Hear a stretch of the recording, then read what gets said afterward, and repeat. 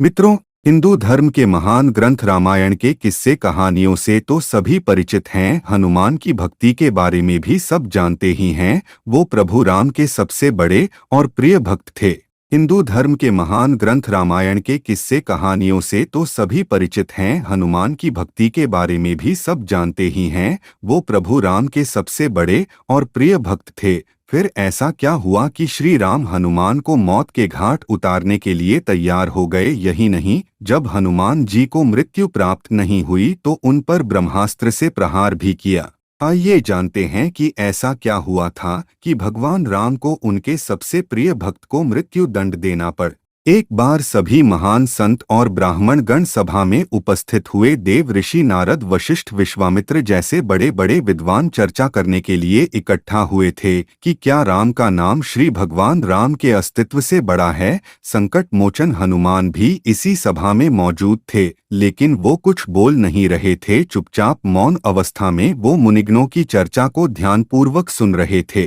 नारद का मत था कि भगवान राम का नाम स्वयं भगवान राम से भी बड़ा है और ये साबित करने का दावा भी किया। अब चर्चा समाप्त हुई तो सभी साधु संतों के जाने का समय हुआ। नारद जी ने चुपके से हनुमान को सभी ऋषियों का सत्कार करने के लिए कहा, सिवाय विश्वामित्र के। दलील ये दी कि विश्वामित्र तो एक राजा हैं। हनुमान ने बारी बारी से सबका अभिनंदन किया, पर जैसा नारद ने समझाया था विश्वामित्र को जानबूझकर अनदेखा कर दिया। अपना उपहास देखकर विश्वामित्र क्रोधित हो उठे। वो गुस्से से तमतमा रहे थे। विश्वामित्र ने राम भक्त हनुमान की इस गलती के लिए मृत्यु दंड देने का वचन लिया। भगवान राम हनुमान से बहुत प्रेम करते थे, लेकिन विश्वामित्र भी उनके गुरु थे। गुरु की आज्ञा न टल जाए, इसलिए राम ने हनुमान को मृत्युदंड देने का निश्चय कर लिया। हनुमान को जब इस बात का संज्ञान हुआ कि श्री राम उसे मारने आ रहे हैं, तो वो कुछ समझ नहीं पाए कि ऐसा क्यों हो रहा है। तब ऋषि नारद ने उन्हें राम नाम जपते रहने की सलाह दी। एक वृक्ष के नीचे बैठे हनुमान जय श्री राम का जाप करने लगे।